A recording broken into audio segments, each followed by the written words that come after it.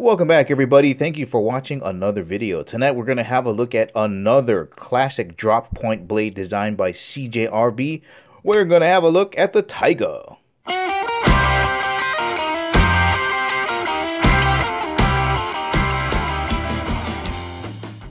And as always, guys, if at the ending of the video you want to purchase a Taiga for yourself, make sure you check out the link in the description below.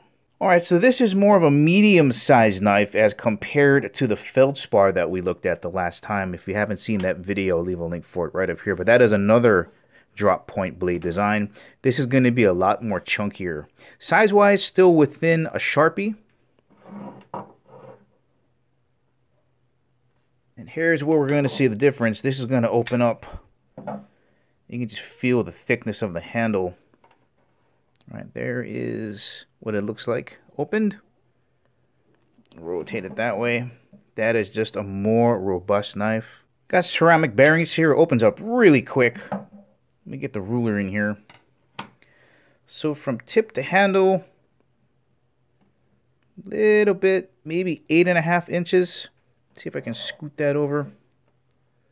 Yeah, so that's around 8.5. Here's the 8 here, so 8.5 inches. Closed up. About 4, it's almost 5 inches, just about there, like 4 3/4. And just to give you a size reference on the blade, we don't want to use that one here. Use the pen cap from the Sharpie here. All right, there's your size reference for the blade. Blade thickness at the spine. Look at that beautiful drop point design. Okay, probably about maybe a little bit thicker than 2/4. That looks like maybe 2/4 and a dime thickness at the very thickest part of the spine. And of course, the more you move down, probably gets down to just about a dime, thinner than a dime actually. Alright, a deck of cards coming in at 3.4 ounces. I think the Feldspar was something like 3.7 ounces. That's where I like to keep my EDC blades, right around that area. Now, the Taiga is going to be quite a bit heavier. That's coming in at 4.8 ounces. The Taiga operates on a flipper mechanism. There is the lever, and you just fling it around like that. Rides on ceramic bearings, very slick opening mechanism, and this is a liner lock. Really no blade play in most of these knives. There's a look at the top end there. Then up front we have a drop point blade design.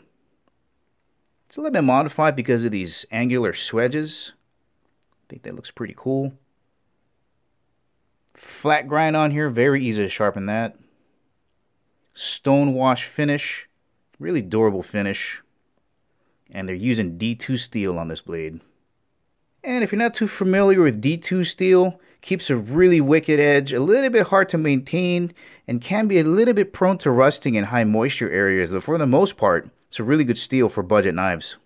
Alright, let's have a closer look at the texturing here on the Taiga. I'm going to turn it sideways. We can see that it's just little tiny pyramids, but not too aggressive. Not too aggressive at all.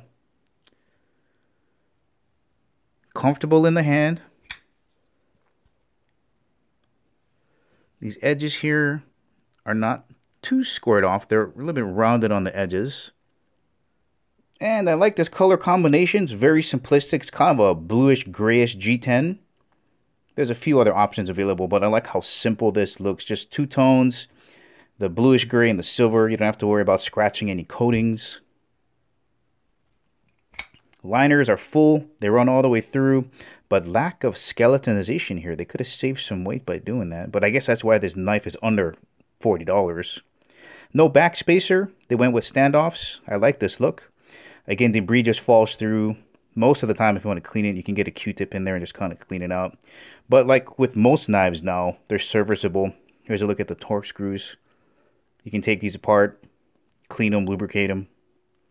Here's a look at the pivot area. And we got a nice deep carry pocket clip, comes all the way up here. Integrated lanyard loop. And it is reversible to the other side. And this is a tip up carry. And most people are going to be able to get their full grip on this handle. Really comfortable grip. Got these nice finger grooves up here for your index finger. Could have used a little bit more scalloping up here. And you got curves for your bottom 3. Comfortable grip. The flip lever acts as a finger guard. Also, when you're sneaking up here to the finger choil, you can kind of push back here and use this as a way to control what you're trying to carve into. So I like that feature as well. And let me close by saying this. If you look at the value of this knife, we're talking under $40. You look back 10 years ago, a knife with all of these features with the exact same metal probably would have been, I don't know, $80 to $100. But now, for well under $40, you get a really robust knife that's going to handle a majority of your EDC tasks. Well, alright guys, that was your look at the Taiga from CJRB. Remember, if you want to purchase this knife, make sure you check out the link in the description below. Thank you for watching. I'll catch you in the next video.